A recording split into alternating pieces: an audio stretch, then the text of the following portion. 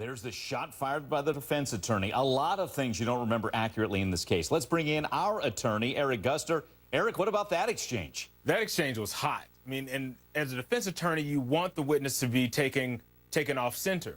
And what they're doing is they're poking holes in her credibility.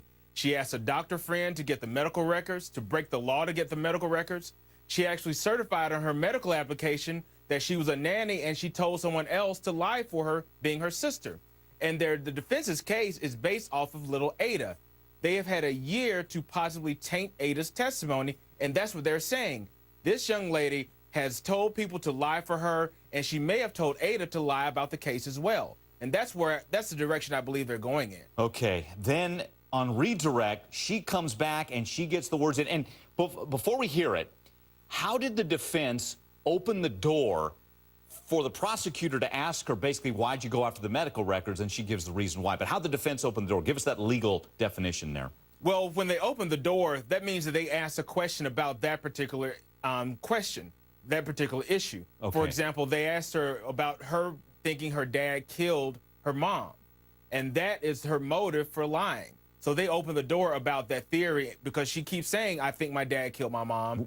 And the defense opened that door on that. Well, and we heard it. Let's do it again. Happening a short time ago. Alexis just laying it out there against her father. Here it is.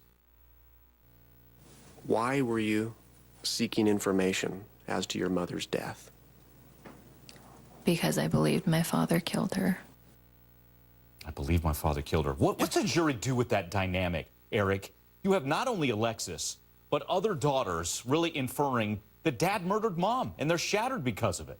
Yeah, and that's a very bad thing it's a bad thing for the defense in one way, however, it's a good thing in another. This is this man's daughter, and no one wants to think that a daughter would believe that their father actually killed their mother.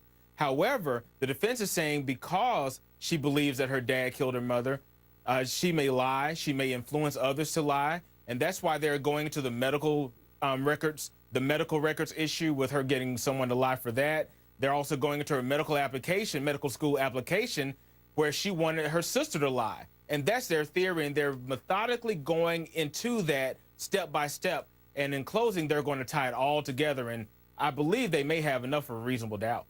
All right, again, the defense really going after daughter Alexis. She's become a central figure in this case. Yes. And think of the dynamic again. Dad versus daughter. We're going to have much more of Alexis's testimony when we come back. Keep it right here. Let's bring back our expert, Eric Guster. All right, Eric, let's talk both sides. Yes. And we'll start with the prosecution. She's the prosecution witness. What's the best thing she did for the state? She told them about her mom being concerned. She also told them that their dad was acting very weird. And it's very interesting for a daughter, just like you said before, for a daughter to go against her father. And that's very strong, although the defense was chipping away at her credibility. Okay. One thing, and it was just brought up just a couple of moments ago, I want to get your take on it.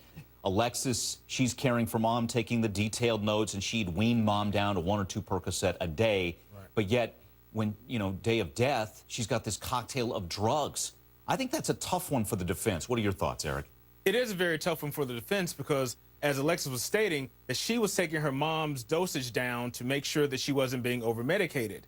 However, on the date of death, according to the reports, she had a high dosage, which makes it appear that Dr. MacNeill forced her to take more drugs or put more into her system. And that's part of the prosecution's theory, is that he over-medicated her in order for her to drown and die. Yeah, there you go. And even the timeline. So yes. 18 hours after Alexis leaves to go back to medical school, mom ends up dead. With that said, let's go on the other side, the defense.